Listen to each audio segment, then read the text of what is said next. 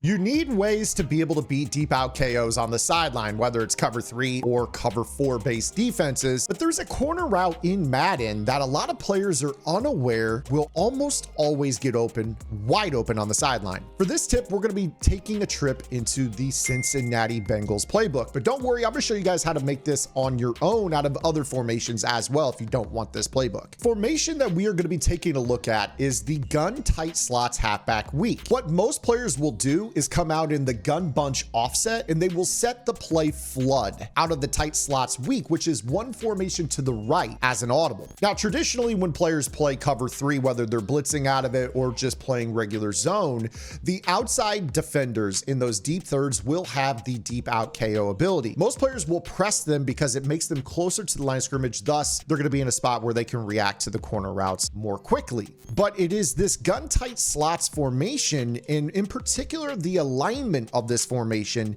in which the outside receiver is actually on the line of scrimmage and the slot receiver is off the line of scrimmage, that allows for us to create what is called a fork combination. A fork combination is one in which you have a post route and a corner route on the same side of the field. Sometimes you'll hear this referred to as scissor concept. Now, the thing about this is that no matter what, if your opponent is playing this cover 3 style of defense, the post route on this play, because it is the lead receiver, he's going to serve as a pull route, not only vertically, but also over the middle, which is going to open up an outside pass lead that a KO ability cannot get to. There are a couple of keys for this to work. Again, with this, you're going to want to make sure that you're conservative catching. This is the A button on Xbox or the X button on PlayStation. The reason you want to do this is so that the receiver gets a falling animation, which cannot be contacted by the DB, and it will prevent those breakups. If you guys are enjoying today's video, make sure you guys drop a like. If this video reaches 200 likes, I will upload one of my favorite ways to counter these types of concepts in a future video. Also, if you have any questions about Madden 24, drop those below. I'll be hanging out after this video goes live, and I'll take some of the best questions and I'll incorporate those into mailbags for future YouTube content. Now, again, this concept will work regardless of alignment of the outside KO. They can be base aligned. They can be base aligned and pressed. You'll notice that no matter what, the post is going to pull that player up and inside, allowing us to throw this toe tap on the sideline. The other thing to consider is that there actually is a little bit of a buffer. And what I mean by this, and you'll notice this as you play the game, is that if you get conservative catches here on the sideline where these little hash marks are,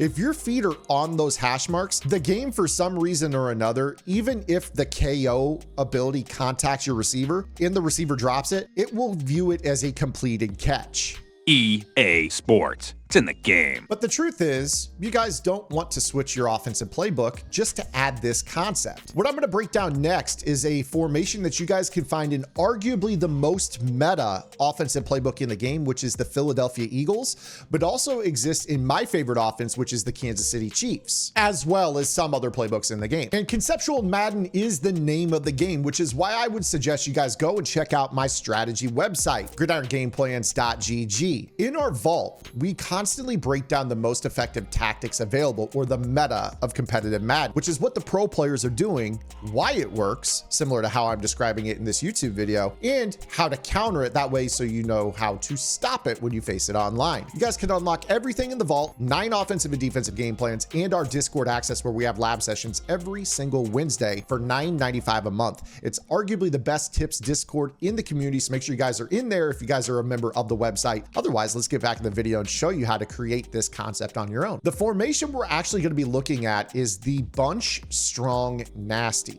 And the reason that you want to call this is that you'll notice that the wide receiver that is on the left, our solo receiver, also known as a split end, is going to be a player that you can find a skinny post in the play known as PA cross. The cool thing about this particular formation is that the running back, when motioned to that solo receiver side, lines up and it creates the same alignment as that gun tight slots halfback weak, except now we don't have a halfback. In fact, this is basically a empty bunch type alignment with the tight slots to the backside. The best part about this is when I pull up the hot routes for this player, you'll note that the running back gets slot receiver hot routes if you have a hot route master. Otherwise, if you wanted to do this trick, you would have to have a running back with slot apprentice. So this is gonna be better as a hot route master tip. Put that running back on a corner. Then from there, do whatever you want with the rest of this. I would probably not congest the left sideline with that B receiver route. So based off of your opponent's tendencies, set up whatever the heck you want. We will just go ahead and do something like this. Again, it doesn't really matter. Do whatever you want with the bunch side. What you'll notice once again is that due to the